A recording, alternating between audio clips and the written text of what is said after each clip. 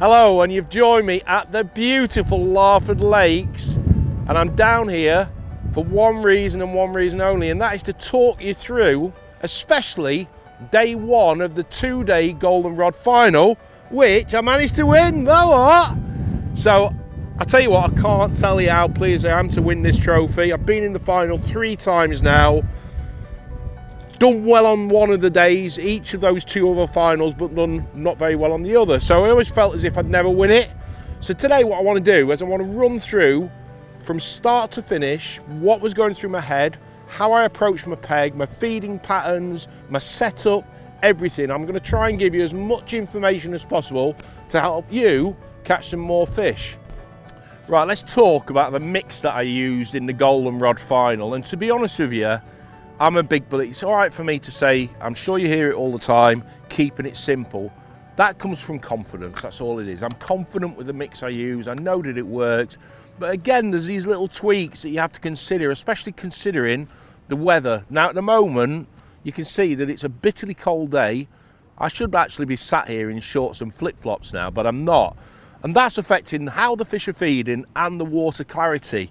The water should be a lot more coloured because the fish should be moving around a lot more, but they're not. So you've got to take that into consideration. So I'm using, and I have used, always, upside down, sorry about that, marine halibut. That is my footprint ground bait. I use this with all my commercial fishing because it adds weight, density, it's full of oils and attractants. Fish absolutely love it, mixes up lovely, and you can manage it well as well. So I'm going to add maybe a pint of ground bait. Now the thing is with, especially here, I didn't need to mix up because it was feeder only. I've got to feed my bait via a feeder, a baiting feeder. I don't need that much ground bait actually, because it's about timing. It's not about mixing a load of ground bait out and putting it out. It's about putting it out at the right time of the match. So in my head, in this final, on the first day of the final on the Specimen Lake, I started feeding my peg with maybe 50 minutes to go. So actually 2 pints of ground bait was ample to create that response and attractant to bring those fish in down the margins a little bit quicker. Now I'm also adding about a pint of black swim stim. Now as I've said and I've advocated many times, it's not just about what this product is, it's the colour of it. I want to darken my mix off to kind of like blend it in with the colour of the water. The clearer the water, the darker I want that mix. And again, my go-to ground bait, green swim stim, equal quantities, pint of each, do 3 pints of ground bait. That is ample for a 5-hour match with a feeder match. When you're potting in ground bait down the margins via a pole, that's a little bit different. You've got to be a bit more aggressive, and often you've got to feed after every fish, which actually is what I did in the final with a feeder. But of course a feeder is holding a lot less amount of bait than an actual big pole pot. So I've roughly mixed this ground bait up. I'm adding some water, quite over wet. I'm going to leave this to rest once I've mixed it up. As well as that, as you can see, made it really nice and sloppy, like so.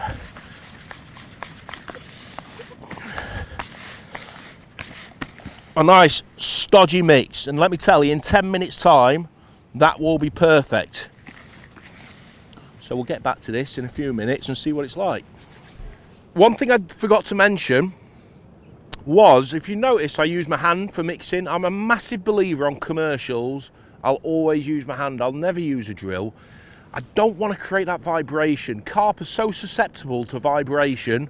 I'm a massive believer in keeping things as stealthy as possible on the bank, so I'll always make my mix up on the bank by hand. I don't want to create too much noise. And you can, as long as you spend a little bit more time doing it, you can get the perfect mix anyway. Right, riddle it. You can see after 10 minutes, it's all those particles have absorbed that moisture, it's broken down a bit. Considering what it was like before, it was really claggy. And as a result, it just flies through that riddle. Again, the lumps are really important. Push them through.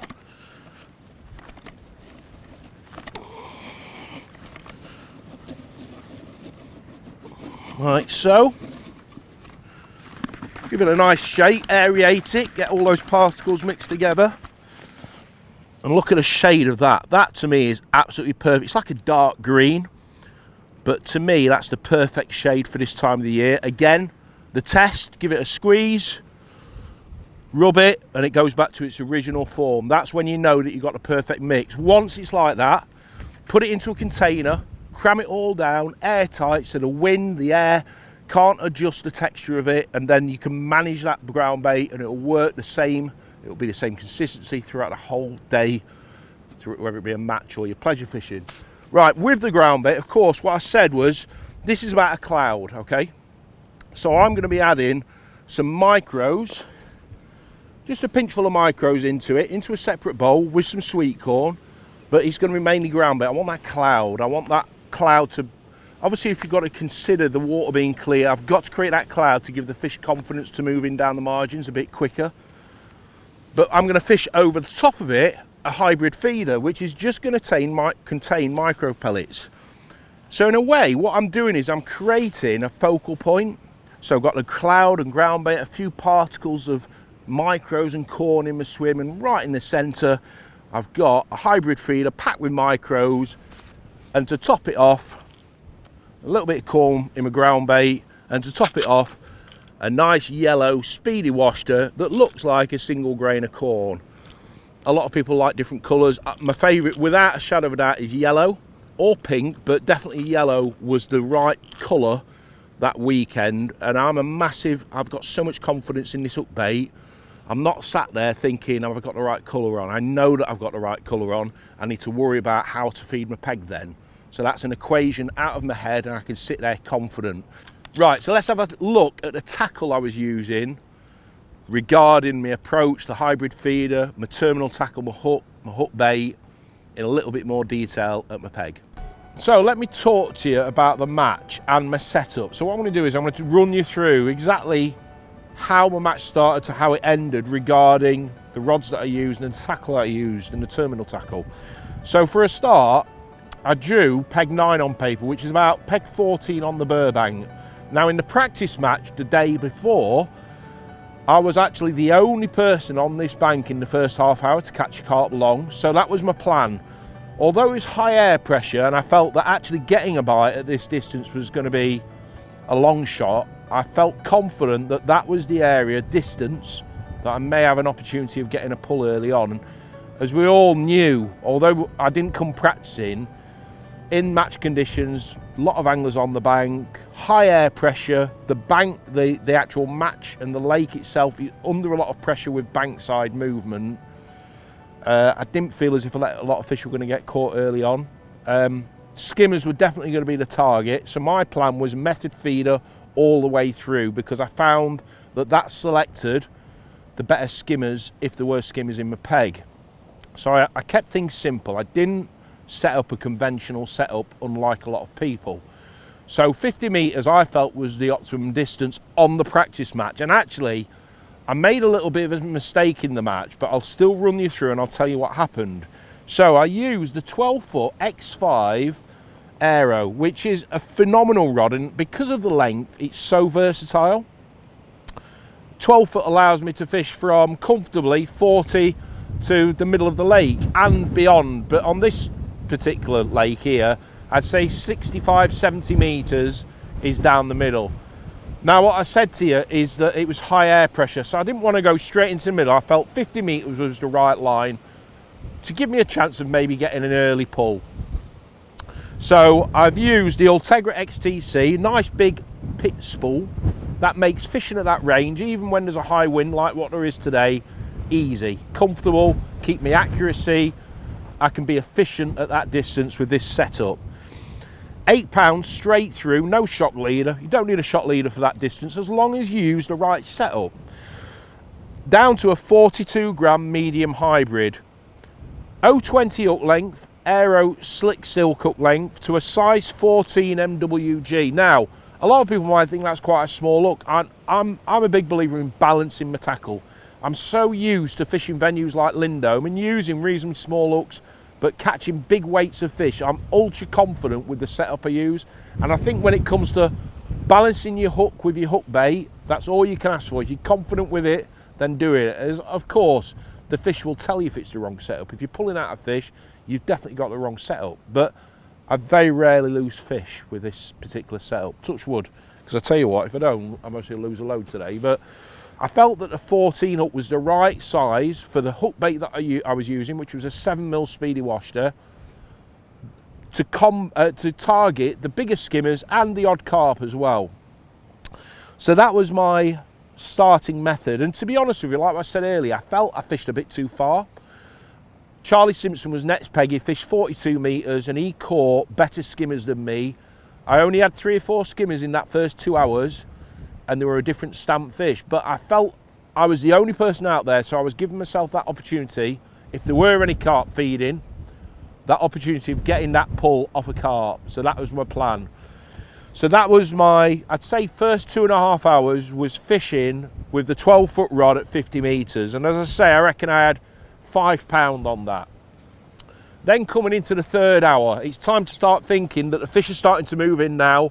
You've got to make the most of, you've got to get your timing right on these matches, because I knew that carp were going to play a big part. So now I'm swapping down to my 10-foot Aero X7. I can't go into too much detail about the reel, but it's a new reel that's going to get released next year with anti-reverse, and let me tell you, it's phenomenal. Aero X7 10 foot. Now this is the interesting thing. This is the rod that I'm using now with the intention to underarm a feeder at 14 metres, because that is the go-to line on this lake for being consistent, catching skimmers and carp when they finally move on to that line, and even shorter. But as I say, as the day progresses, the fish come nearer in. So I've used the 10 foot. £8 line again, straight through. Now this is an interesting thing. I've not used an elasticated settle for this line, because what I found was, and I often find on commercials, whether it's bream, F1s or carp, especially F1s and bream, that they often sit there with the bait in the mouth, and they don't often move the feeder aggressively. And with an elastic setup, you've got to have that feeder moving for you to read that indication on the tip. With an inline setup, you can visibly see that a fish is sat there with a bait in its mouth. It could be still feeding on the pellets around your feeder, and you're getting that movement telling you you've got a fish on. That is the advantage of using an inline setup. So that's what I use. Now a lot of people think you might pull out the odd fish, but if you use and balance your tackle correctly, i.e. a nice soft 10-foot rod, you're going to pull out a very few fish. It's going to make your fishing so much more efficient, and it's going to speed up that process if you've got a fish with a bait in its mouth, of picking up and landing that fish quicker than waiting for that tip to go with an elasticated setup. That's the principle, what I was thinking. So this is my 14-metre line. I'm now occasionally dropping on this line, feeding a bit of bait, but what I found was you couldn't sit on a line. You had to try a line, and it was usually in the first 2 casts of going onto a fresh line, so to speak, where you get an indication. So I actually fed a bit of bait just by this feeder. And what I was doing, I was actually double loading it. So I'll just quickly show you with some pellets. I was actually filling the feeder up like so, but then actually just doing that over the top. So immediately when that feeder hits the surface, you've got all those surface pellets coming off. And then when it hits the bottom, I'm emptying the rest of the feeder. So I'm creating a column, because it's high air pressure, for the fish, give the fish a reason to follow those particles down. So maybe the first 2 attempts of actually dropping on this line, I didn't get a bite, but every time I dropped back out on my 50-metre line, I got a skimmer. And eventually, I'd say with about an hour and a half to go, I got my first skimmer on this line. So now I reckon I've got 8-9 pounder skimmers with an hour and a half to go, and we're not even in the killing time. To me, especially on this lake, what was going on before the last hour was a bonus. Whatever I had in the net was a bonus. I'm fishing a 1-hour match in my head. So the 14-metre line, I think I got 3 skimmers off this line. Better stamp, but I was starting to get liners. You could tell that the fish didn't want to follow that bait down. So most people would then feed a 5-metre line. I didn't want to do that. I wanted to go straight down the edge, because it was high air pressure. I felt that that was the correct depth on the day. Even if I had to wait till the last 20 minutes or even later to get a bite, I knew I was fishing at the right depth in the right area of my swim to target the carp. So moving on to my edge rig now.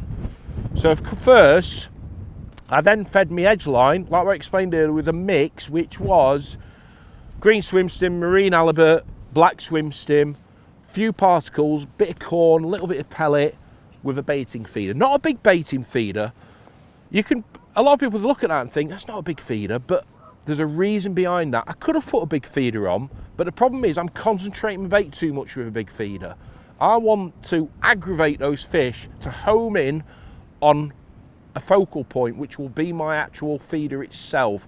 So what I was doing was I was filling that up with ground bait and emptying it out at half depth. So maybe counting to a second after it's hit the surface, emptying it out, creating a cloud, creating a nice big area for the fish to move in on, which means in theory that they're going to find my focal point a lot quicker. And by spreading your bait out, it's amazing what difference it makes. Sometimes with a big feeder, you're concentrating your feed too much, that's where you're going to get liners, because why would they want to pick up a single 7mm washter when there's a massive bed in a small area of corn, ground bait and micro pellets all together in that same area? It's just going to invite more indications and less actual bites. I want to speed up that process, I want to get bites. So that's the principle about the feeder. Now it came to the feeder itself. So again, Aero X7, but I'm using the 11 foot. I want a rod with some power behind it. I might only have a few minutes to land these fish. I want to get them out as quickly as possible to hopefully get back in and catch another. So I used the 11 foot, a little bit more power in the butt for that reason. Again, 5,000 reel, 8-pound line straight through, 32 gram medium hybrid. Just the right amount of food, in my opinion, to attract a carp onto your hook bait. Again, 020 line, a 14 MWG, not a big hook, because I don't want to be too selective. I'm not just thinking carp, I'm thinking there could be anything down the edge. It could be a few bream, there could be a small carp. I don't want to go to a 10 or a 12 hook. I want to fish a hook that balances with the hook bait. In my opinion, a 14 MWG or a 12 QM1 balances perfectly with a 7mm speedy washter, regardless of the colour. So that was my actual setup. Again, because I'm using a hybrid feeder, it was all pellets. I didn't add any ground bait into my mix. I used the ground bait as the attractant, and the ground bait was my margin mix, but all my other lines I just fed pure pellet with a speedy washer. But what I'll do is, we'll do a close-up of how I load the feeder up and go through that process as well. So that was my setup for the day. Well, we're on my 4th cast now, and I've had 3 skimmers. This will be my 4th skimmer if I get it. And like I said earlier, it's amazing the difference when you're pleasuring in comparison to match conditions, the stamp of the fish. So in match conditions on the first day, the skimmers I were catching on this 45-50 metre line were very small, whereas today they're actually worth catching. But you can't read too much into the stamp of the fish because, of course, when you're pleasuring, the fish are happier. There's less pressure on the lake, so the better fish feed better. And as well as that, for example, you know, like the last hour was the only time that the fish came down the margins, whereas today, I'd imagine they'll come down the edge a lot earlier today because there's less pressure on the bank side. Now these are the stamp of fish that you want to be catching. They don't look big, but because this is a venue that gets a lot of bait put at them, that, although it might look a 2-pound fish, it's actually about 3.5. Old fish, but real weight builders. And in the beginning of the match, that's the stamp of fish I was looking for. Although I only caught small skimmers, I was waiting for the time of the day to catch those better fish. So as long as I was putting the odd fish in the net, that was the most important thing. And without doubt, that 45-50 metre line was a line I was sat there confident, knowing that I was on the best line at that time, especially the first 2.5 hours of getting a bite. A lot of the time it's about being patient. You know, I'm not sat there getting worried if the tip's not going around, because like what I said earlier, anything that I catch in the first 4 hours is nothing but a bonus. And 5 or 6 of those bream can soon add a decent weight to your net if you get a good run in that last hour. Now all I'm thinking is, now I've had 4 casts, 4 skimmers, which on the day would have been mega, whereas actually in reality, in the time that I've been fishing today in comparison to the match, I'd only had 1 skimmer. But what I'm going to do now is I'm going to have 1 more cast, see if it goes around, and then I'm going to rest it and try my short line. I've baited a feeder up at 14 metres. I'm just going to drop on that just to get another bite long, if that makes sense. If you plunder a line, it actually does your peg more harm. So I'm going to have 1 more chuck out long, see if I get a bite, and if I don't, I'm then going to drop on this 14 metre line. I can almost guarantee, I'll be very surprised if I drop on this 14 metre line and don't get a bite. So let's have another chuck long. You don't want to overcomplicate things in these kind of conditions. Take your time, relax, and enjoy the moment. So I'm actually fishing to a clip. I'm trying to be as accurate as I possibly can. And if you think about it, what I'm doing is I'm trying to concentrate my bait. So when I do drop my feeder back in, let's say, the zone of the top of a car bonnet, so to speak, I'm going to get a response quite quickly. And as I've said, this isn't a line I'm expecting to stay on all day.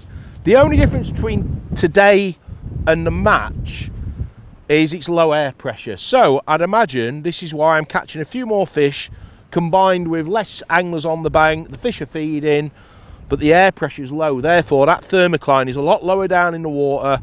The fish are following the bait down. They're more happy to feed near the bottom. And this is why I'm not getting many liners, but I'm getting bites. Like I said, I'm very confident. Although I've only put 1 feeder full of bait out at that 14 metre line, I'm going to drop on it and catch a fish straight away. Now, the interesting thing is, it's not about putting a lot of bait out. Do you know, the seagulls are so selfish, aren't they? Noise, noise, noise. It's not about, a lot of people would want to put maybe 5, 6, 7, 8 feederfuls out thinking, right, set a trap. In match conditions, it doesn't work like that. You can often hinder your peg if you put too much bait out. What I want to do is build my peg up gradually. I've got a long time to build my peg up. And if you put too much bait out, it can actually hinder your peg, like I said, and it cause the fish, in a way, not to settle in that area. What 1 feederful does is it actually aggravates the fish to intercept your feeder quicker. And when I've like been in the office at Dynamite in the development room where there's a fish tank, you wouldn't believe how long a feeder full of micros, which is quite a lot of bait, can preoccupy fish. Now, my theory behind it is that bait vanishes quite quickly, but what it does do, it's the same as feeding ducks. If you feed bread to ducks, they'll eat that bread very quickly, but they'll hang around in that area waiting for the next feeding. And this is why I believe you get a bite quite quickly, because you're forcing them to take your hook bait because there's no choice for them. And then gradually you build that up, and then as you hook those fish, that aggravation in the peg causes other fish to investigate what's going on. And that's what I'd like to think is going to happen as the day progresses. But what you have to do is you have to adapt. You can't sit on one line, expect it to work all day. It won't happen. You have to be open-minded and understand that we're coming into the spring, and at the right time of the day, as that sun's getting a little bit warmer, although it's a cool day, the fish want to feed in that shallow water, and you've always got to have that in the back of your mind to think about your next plan. It's a bit like a good snooker player. He's not looking at the shot. He's thinking about the shot, but he's thinking about where he needs to put that white ball for the next 3 or 4 shots ahead. And this is what I'm doing now. I know that whatever happens now is a bonus, but that last hour is absolutely crucial for me to be on the right line. It may be down the edge. It could be 5, 6 foot off the edge because the fish might not want to feed right next to the bank because the water temperature is too cold for them. But I've got to feel my way along. I can't just make a decision and stick to it. And this is the beauty about being open-minded in match conditions. You've got to have an idea, but be prepared to make those slight adjustments according to how the fish want to be caught as opposed to how you want to catch them. The 5th chuck now, and I've got another bream on. So everything, to be honest with you, is going really nice and smooth. As I've said, like that last bream, they're good stamped fish. And that's all you hope for in this kind of conditions. It would be nice to hook a carp while I'm out there, to be honest with you. And I'm quite happy doing this, but as I said, in the back of my mind, anything that I get on this line is a bonus. I've no intentions of staying on this for a long time, but if this was the match, I'd be very, very happy with what I'm catching and the stamp of fish that I'm catching as well. Now, what you have to be careful of, and this is a beauty about this rod, is when these fish come close in, this is where you really do feel the size of the fish. So I'm playing them really carefully. Although I'm using a positive setup, bream don't often take the bait positively, and you hook them right in the skin of the lip. As you can see, just that hook bait just on the edge. Always take your time. Never try and pull a bream up. Just let it come up naturally. And as I've said, that doesn't look a big fish, and it's not until you actually lift it out you think, oh no, that is heavy. That's a 3.5 pound fish, that, although it looks, if I were to catch that at Worsborough, it'd be about 2 pound, 2.25. And say there, if you can just show you the hook right in the corner there, which shows that the presentation's right. But as I say, sometimes the frugal feeders, if I'd have put too much pressure on that fish, I'd have most really lost it, simply because it was just in the skin of the lip. So what I'm going to do now, actually, most people would then think, right, let's chuck out there again. But I want to speed things up, and also I've only put 1 feeder full of bait on that 14-metre line. I want to feed the peg, but also, if I can get a bite at 14 metres, why do I need to chuck it 50 metres? So I want to speed up the process of trying my best to get a bite.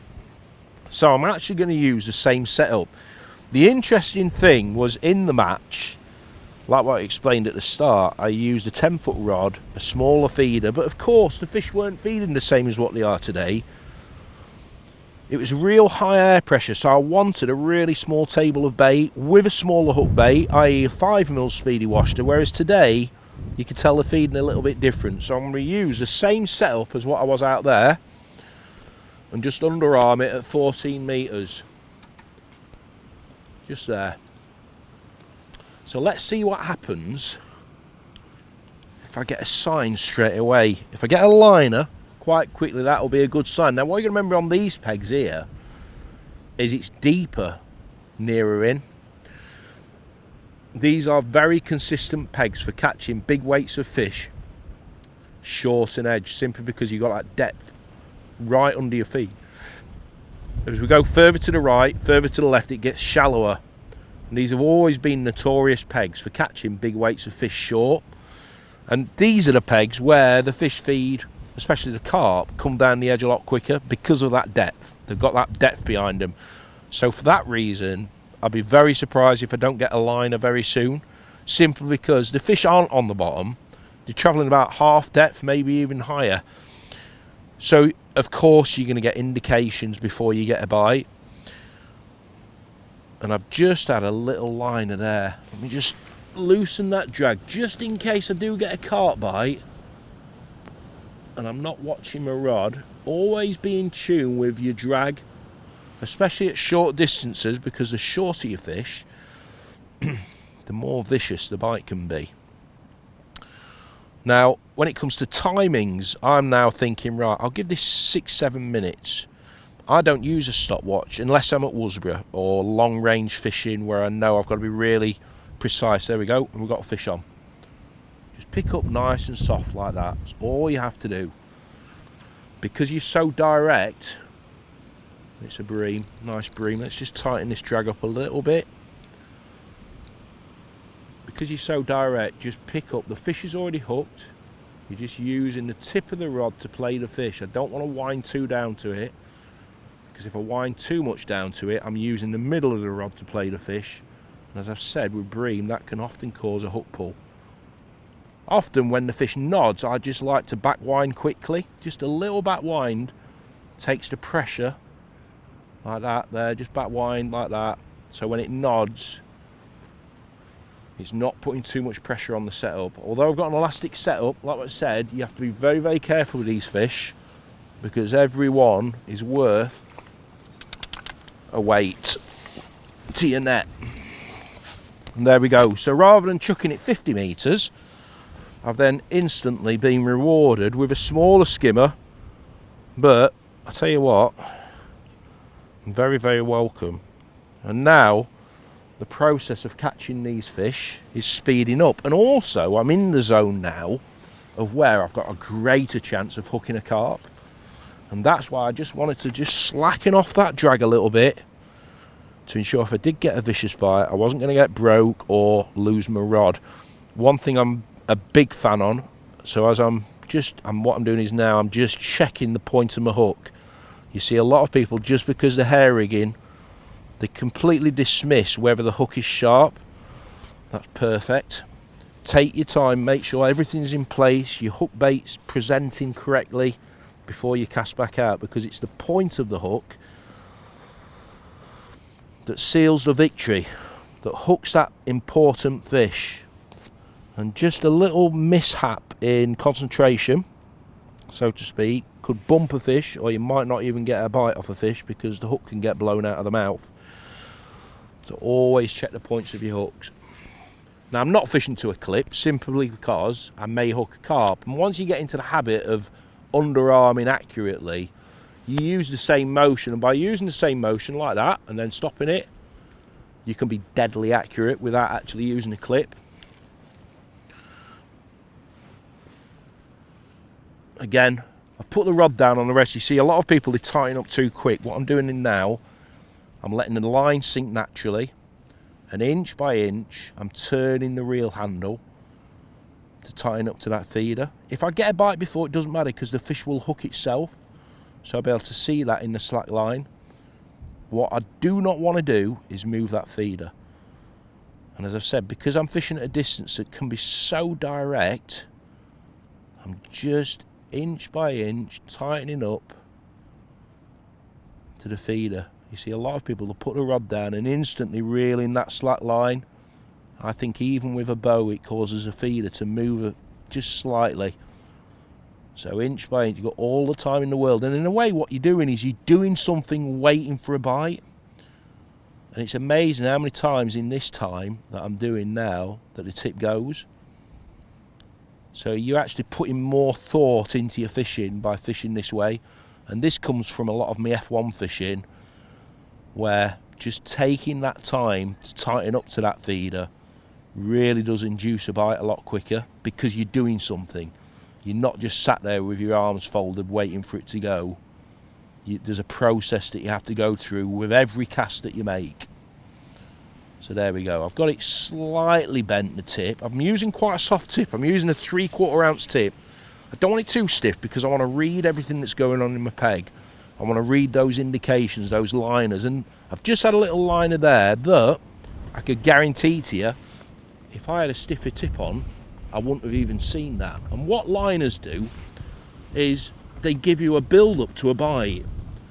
If you see an indication on your tip, that's a reason. See, I'm getting a liner there, it's just starting to bend around a little bit.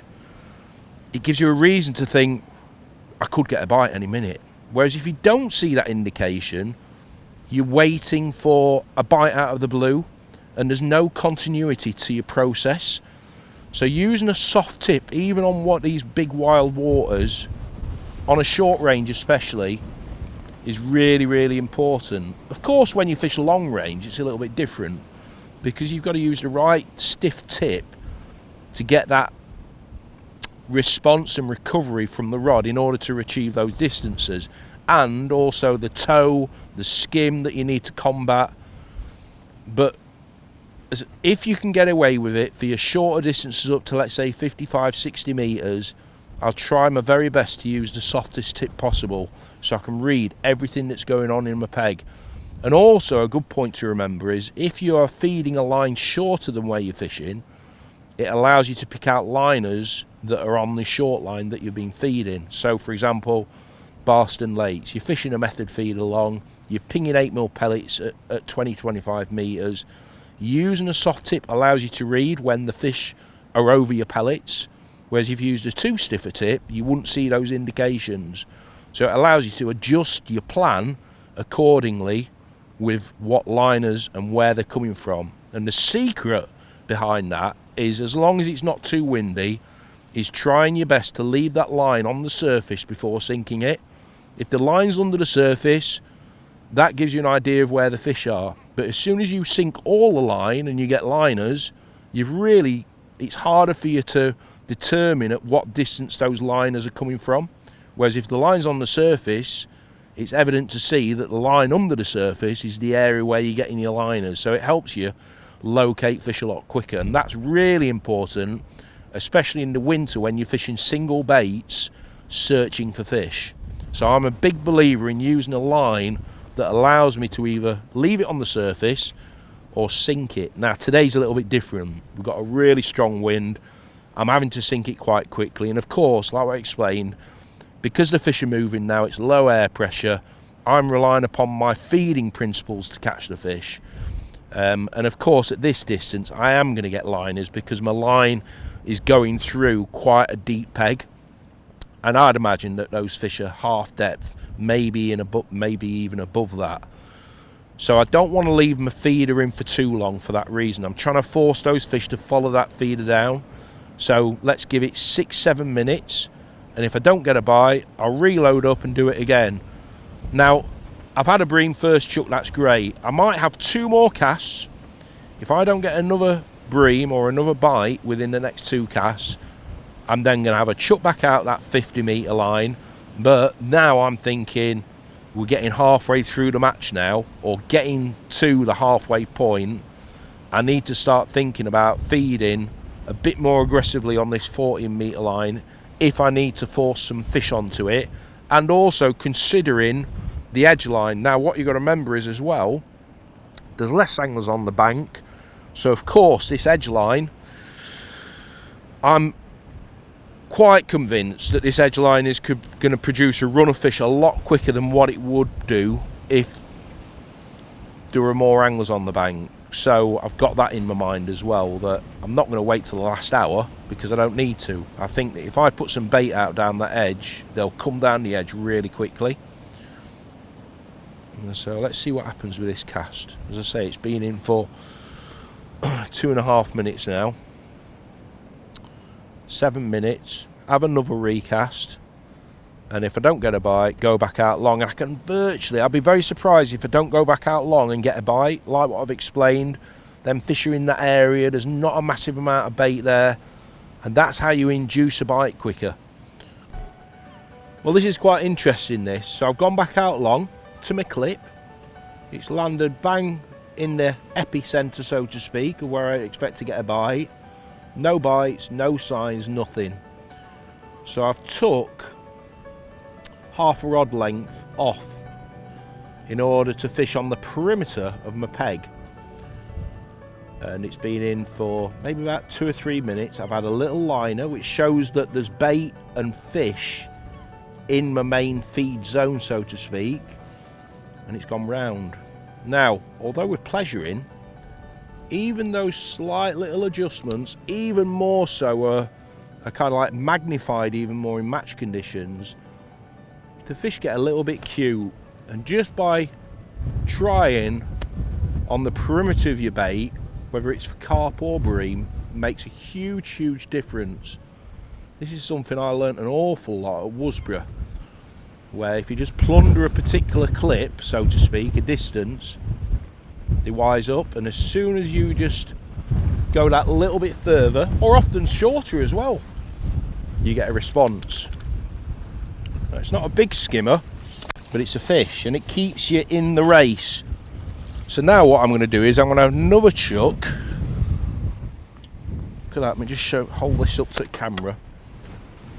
Again, look at that, right in the skin of the lip there in the corner. It's a good hold, but a fragile hold. So now I'm thinking, if I cast out back there, there's a very good chance I'll get a bite. And as I say, although we're pleasuring, even those slight little adjustments with where your feeder's landing makes a huge difference on what you catch and how quickly you catch. Because in theory what I'm doing now is I'm fishing a clean part of my peg where no bait has landed. Also, what you got to remember is the stretch in the line. If you take off 2 or 3 foot of a clip, you're more or less fishing in the same spot, because you've got to compensate for the stretch in the line as the feeder hits the surface. And that's why I like to take off half a rod length, or put on half a rod length in this case, so to speak, to ensure that my bait and my feeder is definitely in an untouched part of my swim. And this is why it's really important to use a main line that allows you to mark the main line.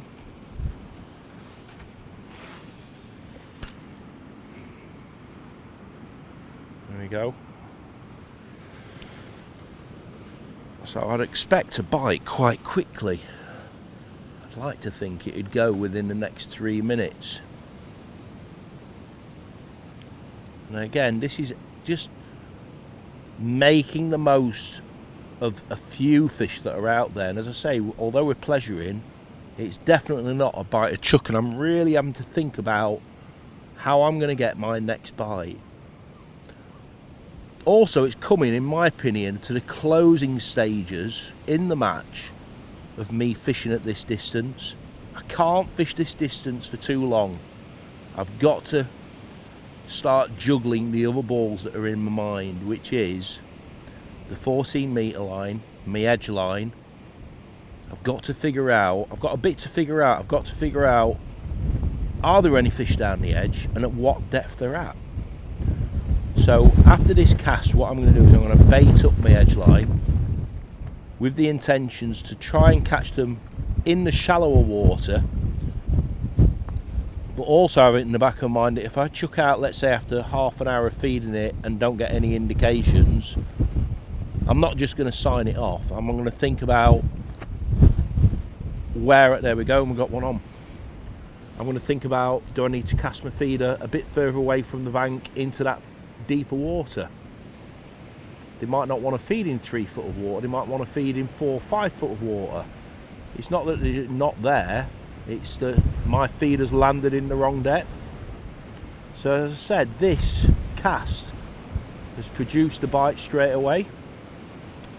It's so important to have that in the back of your mind, not just to fish to a clip, to think about your fishing in a little bit more detail. It's really, really important, and those extra few fish is all you may need to get those extra points, or hopefully give you that extra weight to win the match. Again, it's not a big skimmer, but it's a fish. And it's always with these smaller skimmers that you take your time a little bit more. Do not rush them. If you rush them in, you've got a greater chance of pulling out of them. So I'm keeping the rod low, I'm using the tip to play the fish, not the rod, to compensate for those little tugs that you get. Bring the fish right under your feet, just take a little bit of tension off with the anti-reverse and slowly bring that fish up in the net. You see a smaller stamp of fish, but still a lovely little skimmer, and welcome, very welcome on a cold day. Slip them in the net. Let's have another cast out there, and then after this cast I'm going to bait up my edge lines, because I really want to get that ball rolling. That is my match winning line, so to speak. As I say, everything else what I'm catching is nothing but a bonus. So let's get back out there.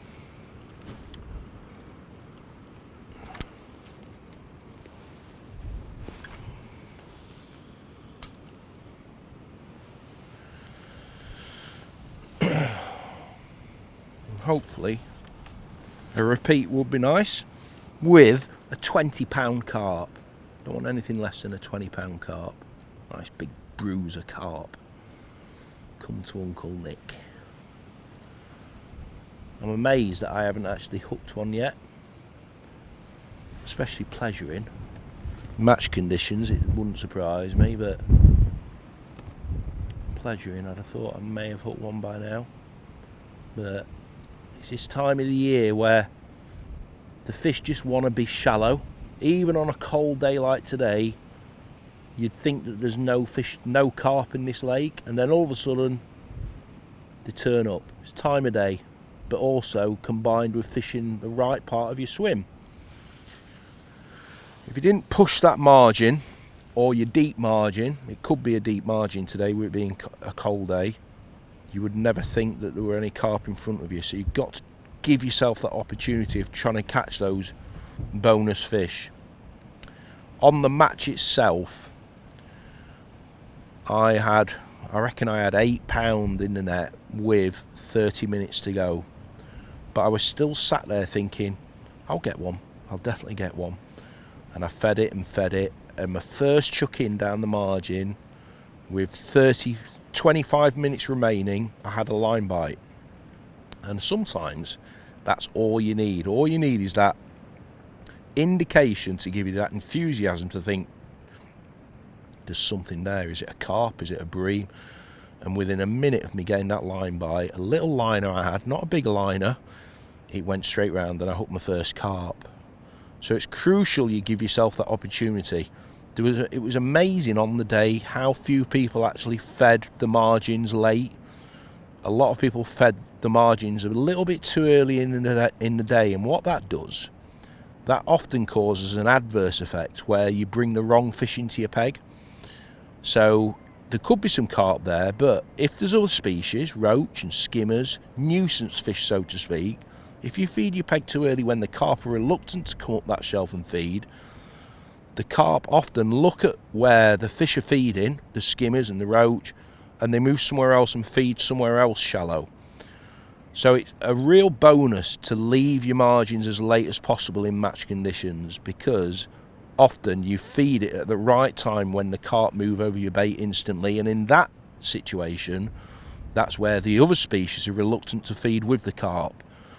So it's kind of like a really important factor to consider at what time do you feed your edge lines. And like I said, because with pleasuring, I'm convinced that they'll come down a lot earlier because you've got space. Always consider space. Pegs with M-pegs, pegs with space, always catch more fish, and you always catch quicker down the edge because the fish feel safer, and you've got to try and create that environment for the fish. So I've got two options. I've got my left-hand side and I've also got my right-hand side. I know that the left-hand side is going towards the middle of the burr, where the fish seem to come down the edge a lot quicker than the right-hand side. But also in the back of my mind, if I don't catch down the left, I've got nothing to lose by feeding to my right, because my next angler is quite a way up the lake. My next angler to my left is actually only 3 pegs away, but that's the side I feel will work because I've got a platform in the water, I've got some weeds, I've got loads of cover. It just looks so fishy. So in my head, the left-hand side is the side that I'm going to start fishing. But let's see what happens. I'm surprised this hasn't gone, to be honest with you. And now, like I said to you, I've caught a lucky bream. I need to start thinking about my other lines now. I need to calm this 50 metre line down. I need to start concentrating on 14 metres and down the edge. So my next plan, once I've retrieved this feeder, hopefully with a fish on, even if I get a fish on now, I'm going to put the rod down, I'm going to bait up my margin lines, I'm going to give my 14 metre line a little feeder just to empty some bait out, to give it a boost, and I'm going to spend the next 15 minutes on that short line. And then after 15 minutes, I'm just going to have a go down the edge just to see if I get an indication. That's all I'm looking for, a reason to actually spend more time down the margins. So as I say, another few minutes on this and then time to make some changes. Right, so as I said, even if regardless of what happened on that cast, I was still going to bring my feeder back and feed my 14 metre line and my edge line. As it happened, I actually never had a bite, but picked up and I got a small carp on. So happy days. Only a little stocky carp, £2, but they all count. So I've hooked the rod up, and now it's time to feed my margins and my short. But what do I do first? That's the most important thing. Don't forget that I've already put bait out short. I've already had a couple of skimmers on it. So what I want to do is introduce some more pellets onto that 14 metre line whilst I feed my edge line. Because the fish aren't ravenous, it's not fishing brilliant because it's such a cold day, I want to create a delayed response.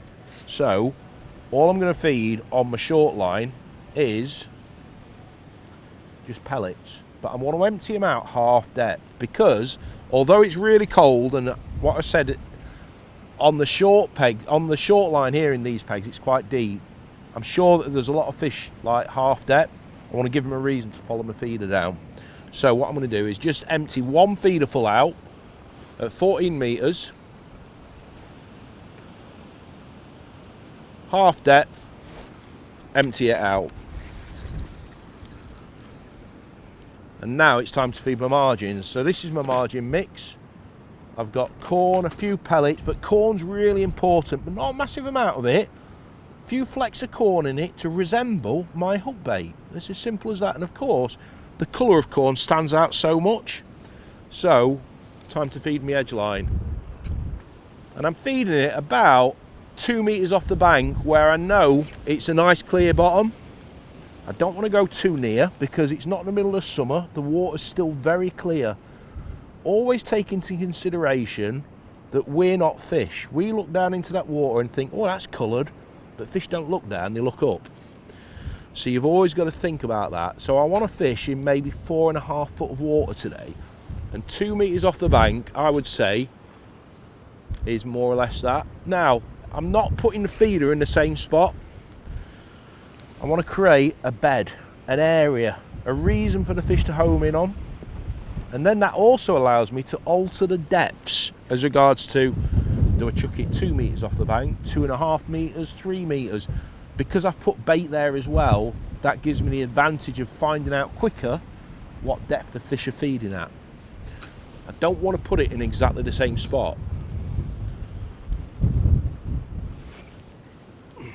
And as you can see, what I'm doing is I'm emptying it out 2/3 depth, I reckon. Just so in that last third, it's creating a lovely little cloud with the ground bait and the particles. I'm creating activity in my swim.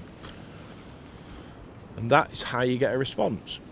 Half the time anyway. Fingers crossed. Fingers crossed. And as I said, I've always got it in the back of my mind now that if all of a sudden I go down this edge and it's absolutely solid, great. But if it goes a little bit moody, I've got it in the back of my mind also to lastminute.com, so to speak, feed my right hand line. So never feed both lines at the same time. Always save one that looks the least inviting for later on. And it's amazing how many times, let's say for example you're in a pole match and you feed one side that looks the best side and it doesn't work, and out of reluctancy you feed the right hand side that doesn't look as if it's going to bring any fish in whatsoever, and next thing you know you've got fish tailing up down the edge. And it's like what I said to you, it's often the side where you've not fed where the fish come in quicker. So always give yourself that double option. Right, that's enough bait. Little introduction. Enough bait for this moment in time. It's not about putting a massive pile of bait out. It's a little invitation of bait. Right, so let's drop on my 14 metre line where I've emptied some pellets and see how quick it takes for me to get a bite. Again, same setup as what I was doing long. 7mm speedy washter, a 14 MWG, 019 Aero Slick Silk, medium hybrid. That's my marker.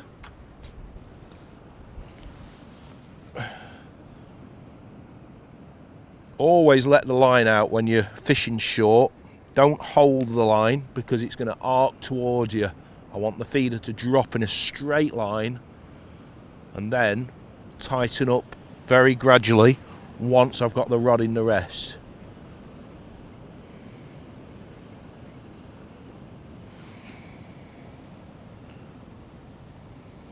What I will do is, let's say for example I drop in this line and I don't get a bite or a liner, I'm going to have a little drop at maybe 15 metres. So my feeder, the same principle as what I did with the long line, my feeder's on the perimeter of where the bait is. 15, 16 metres. You don't have to be deadly accurate, it's the principle what you're trying to achieve. Right, let's see whether this goes.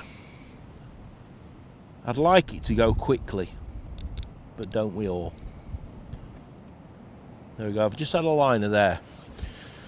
But like what I said to you, you've always got to consider the depth that you're fishing in. So of course you're going to get indications and liners, but they're not necessarily going to be on the bottom feeding.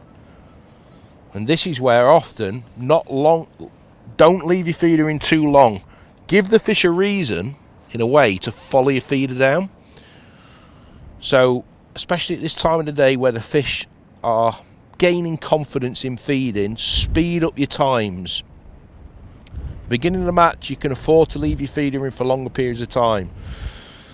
Towards the back end of the match, i.e. the last 2.5 hours, try and speed up that process to induce fish into competing.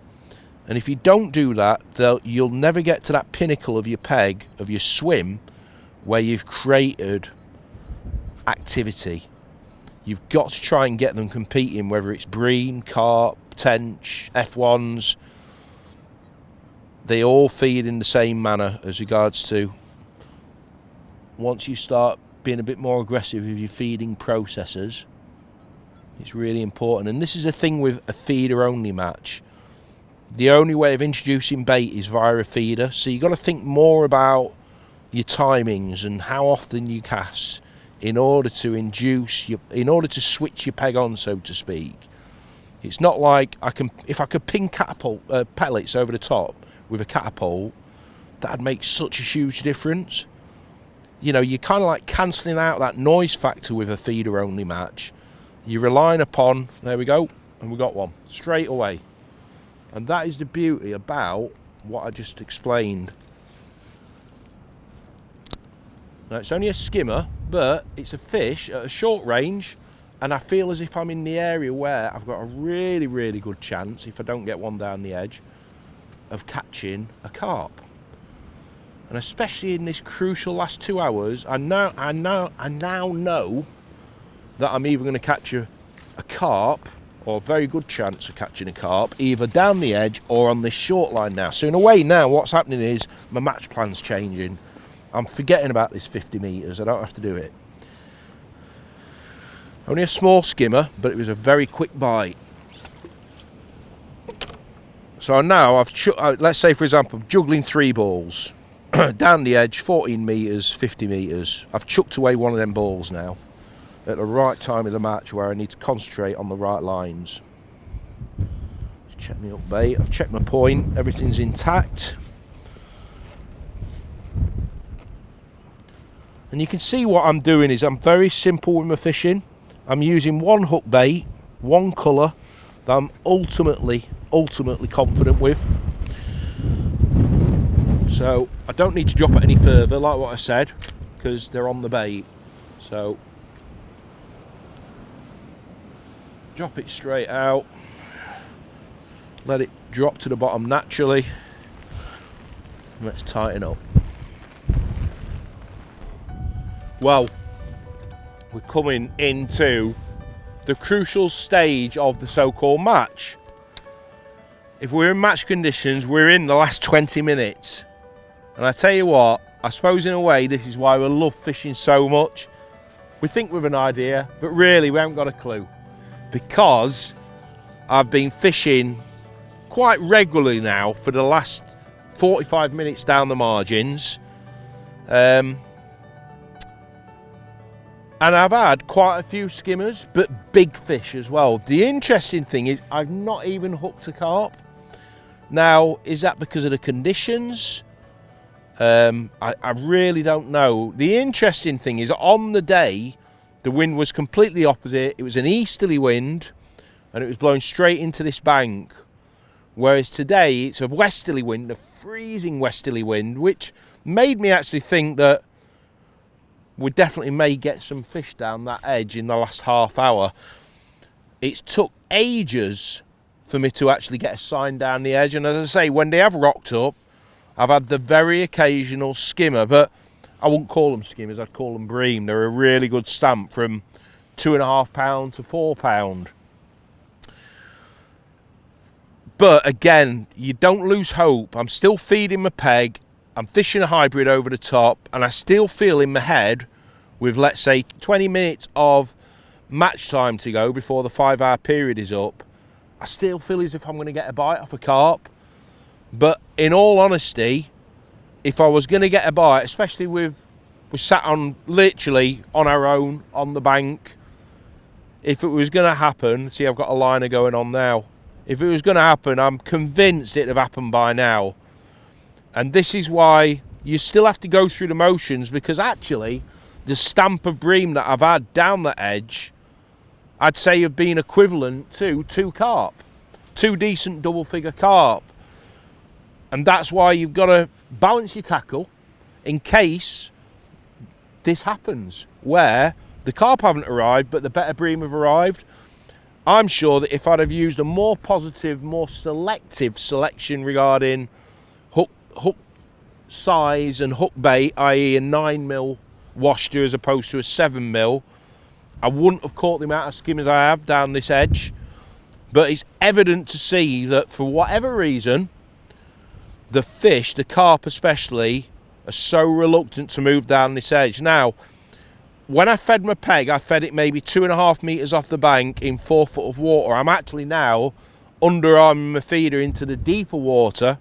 Like what I explained at the beginning of the video, that there may be a chance I might have to venture into that deeper water to get signs, because it's such a cold day. And that's exactly been the case. So I reckon I'm fishing in 6-7 foot of water. Literally, I'd say on your 6-7 metre pole line. And I think the weather we've had recently has really taken its toll on how the fish have fed and what fish have fed today. But it's still been a big learning curve, and this is the beauty about fishing, and this is why we love it so much, that you always come off that bank scratching your head, and also on a positive side, learning from the day. Always keep those balls juggling like what I've done today, and I've had to keep resting that edge line and keep dropping on my short line, expecting one of them to work. And apart from the odd skimmer, it's not really worked. But actually on the day, the weight of skimmers that I've got is quite rewarding. So, as I say, another 20 minutes time, hopefully I'll get another skimmer. Hopefully I'll get a carp, the first carp of the day. But it's been a really interesting day where things haven't gone to plan. But I've still learnt loads, and that's what this video is about. Well, there we have it. To be honest with you, it's been a really, really testing day. Definitely my edge lines haven't worked, but at the end of the day, it was all about fishing for how the venue was fishing on the day, and it's evident to see that the carp haven't fed. I've not even hooked a carp. I actually have had a nice little stocky, but it's been a bream day, and I'd be really happy with this in match conditions. You've got to fish for what's available and what's feeding, and that's exactly what's happened today. It's been a great day. I've absolutely loved it, and I hope you've learned some loads of hints and tips, and you can put them to use next time you go out fishing. Until next time, tight lines.